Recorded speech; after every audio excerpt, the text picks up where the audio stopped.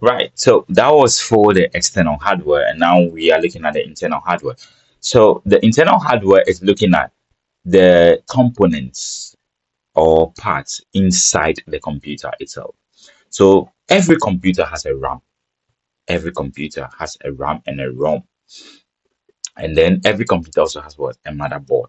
It has a CPU, and then it has what? A power supply circuit. Every computer have this. These are some examples of what? The internal hardware I want to throw light on. So what this does is that they help the computer to function or to process. So it's like the brain shell of the computer, the brain outer part of the computer. So the instructions itself, we will look at that later.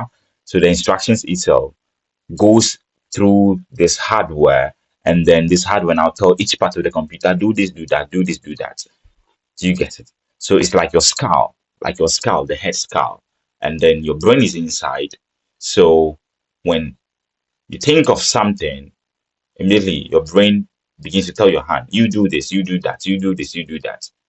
Do you get it? So basically, the internal hardware, they are also part of the computer, but they are inside what? The computer. And without the internal hardware, the computer cannot function. The computer cannot function. So we need this internal hardware for the computer to process information.